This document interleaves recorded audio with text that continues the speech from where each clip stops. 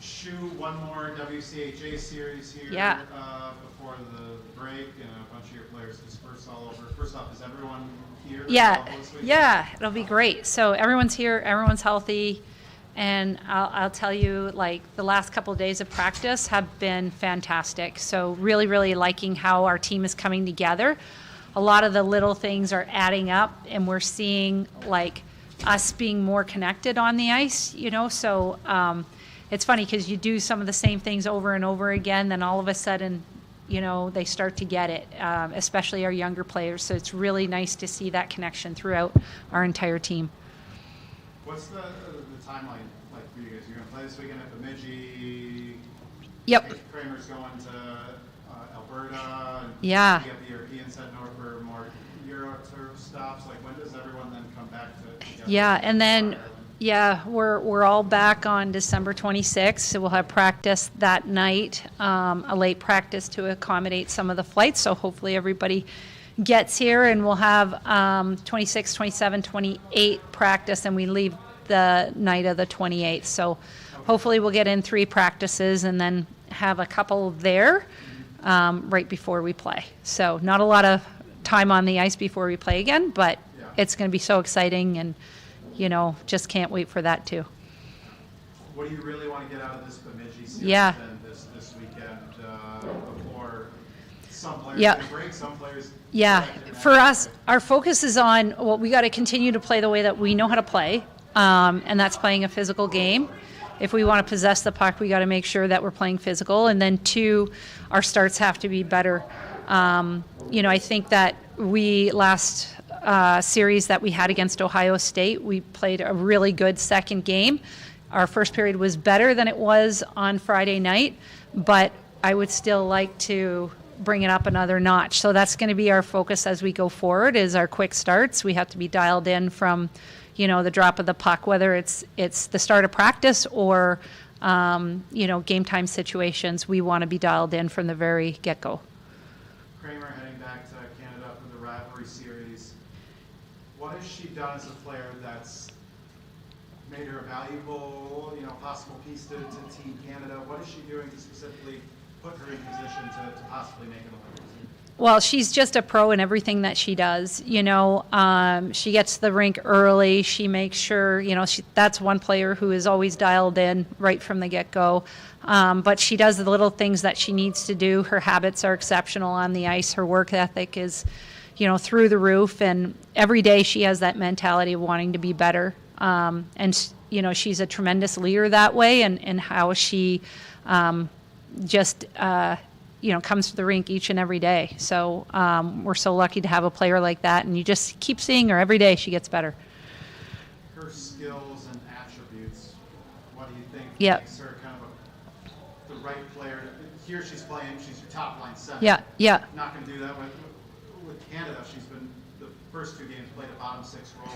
What about her skills and attributes allowed her to succeed in a role like that? I think Kramer, first of all, can play with any line on any team, because she is that talented, and she's also has the maturity to play wherever, she's being asked to play, which is such a wonderful trait. Like, she's a great kid, a great person. But, her speed is the one thing that continues to stand out for me, and her physical play. She's big, she's strong, and especially as you play for the national team and you're playing international hockey, that strength and physicality is a real important part. So, again, I just think she's doing such a tremendous job with us. Really excited for her for another opportunity to showcase, to Hockey Canada what she's capable of doing.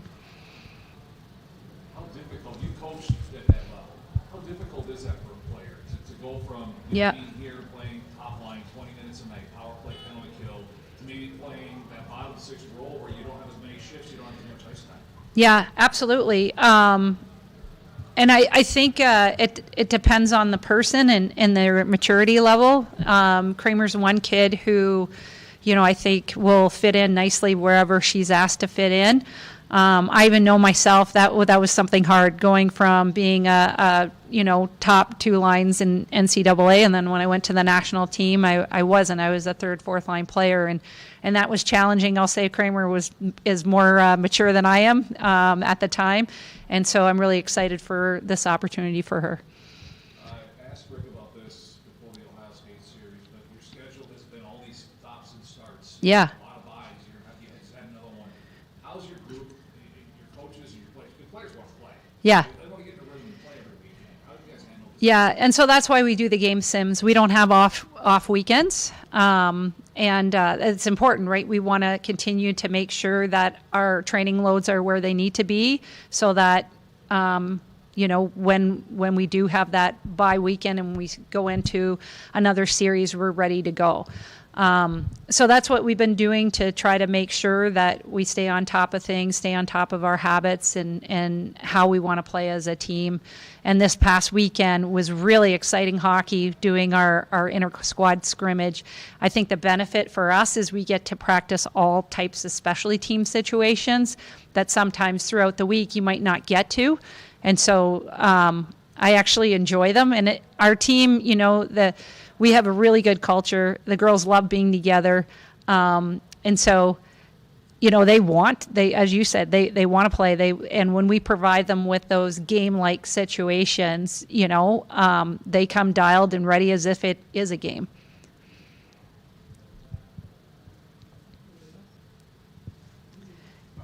Awesome. All right. Thank you.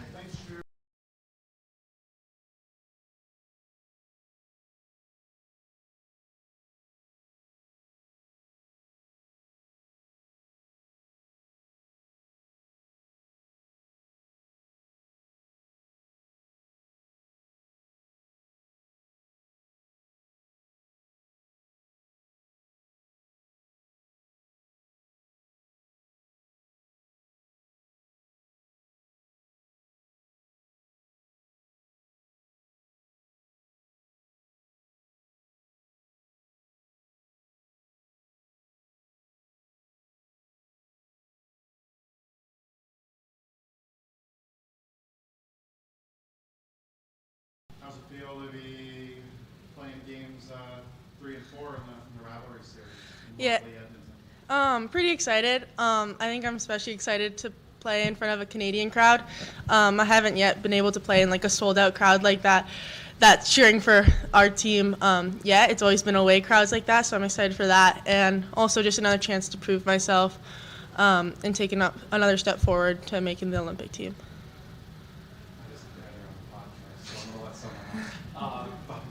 Ask you about this because she played and coached on the national team.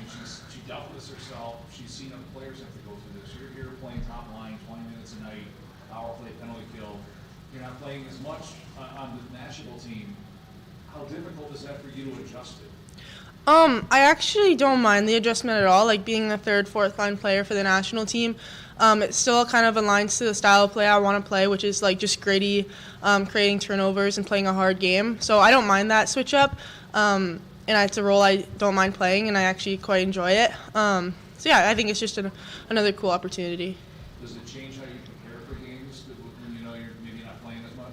No, like I think no matter what, like you want to be a good teammate on the bench. It was actually a lot of fun just to watch all the older girls play, like Pooh and Phil. So yeah, I think it's just another opportunity to learn at a different angle. Challenges you'll get this weekend from the Michigan State? They're a good team. They play similar structures to us. So yeah, just playing hard. We want to make sure we're having good offense. That's something that I think we've been kind of lacking, is that scoring touch. So we've been working a lot on that this week. Yeah, just finishing the touches, but also being disciplined in our own D zone. She said, you talked about it, the game sims you guys are doing in bye weeks. You've had a lot of bye weeks here in the first half. I know you've been here for all of them, but what's it like having that ability to go through a kind of a game-like simulation when you're not playing the game for real? I think it helps in multiple aspects, also just helping us stay in game shape, and also just working on special teams and those 3-on-3 situations, 4-on-4 situations. It just really helps us like dissect the game and help us in areas that we need. I know there's quite a bit of a gap between Jocelyn